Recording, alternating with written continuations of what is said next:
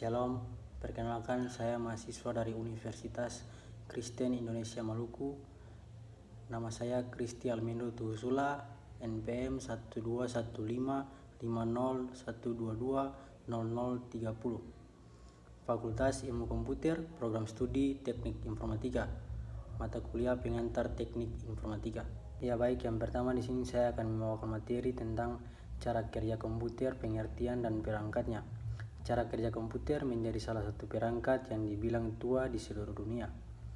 Membuat komputer ini terkadang terlihat tidak efisien untuk digunakan oleh sebagian orang zaman sekarang. Namun walaupun menjadi salah satu perangkat yang paling tua yang pernah ada di dunia ini, tetapi tentunya komputer juga menjadi perangkat yang paling diidamkan zaman dahulu.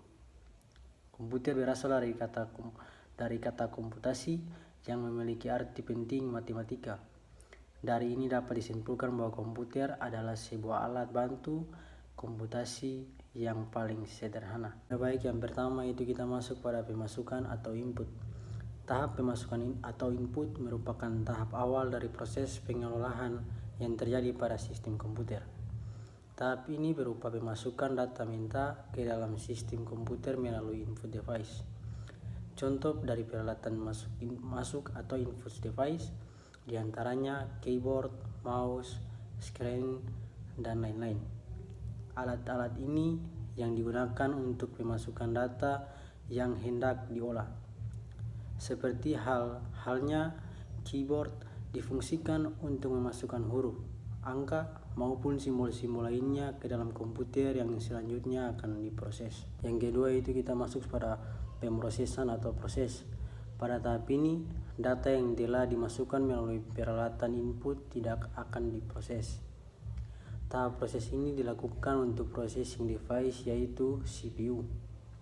Yang mana CPU ini dapat melakukan fungsi perhitungan dan logika untuk perbandingan atau ALU dan juga mengontrol CU.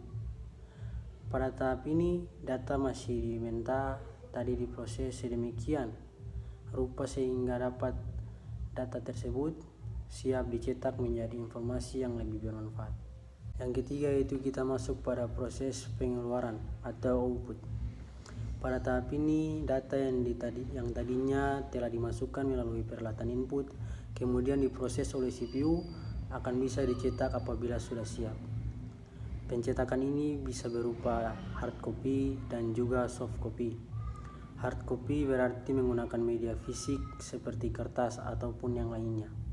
Soft copy berarti menampilkan gambar visual melalui monitor ataupun proyektor.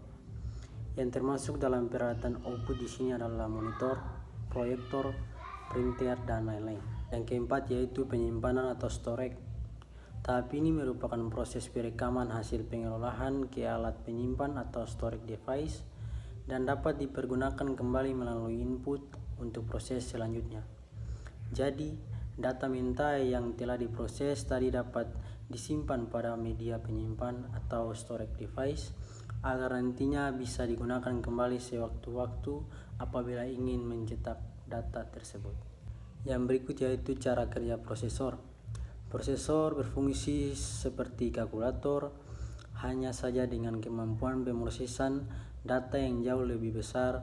Fungsi utamanya adalah operasi aritmatika dan logika terhadap data. Data tersebut diambil dari memori yang diperlukan dari alat input yang dioperasikan oleh operator seperti papan ketik atau keyboard, mouse, dan lainnya. Kerja prosesor ini dikontrol oleh sekumpulan instruksi software. Software tersebut diperoleh atau dibaca dari media penyimpan seperti hard disk, disket, CD, dan lainnya. Kemampuan instruksi tadi disimpan dalam RAM. Seperti setiap instruksi diberikan alamat unik yang disebut alamat memori. Untuk selanjutnya, prosesor akan mengakses data-data yang ada pada RAM dan dengan cara menentukan alamat data yang dikehendaki. Sekian dan terima kasih. Shalom.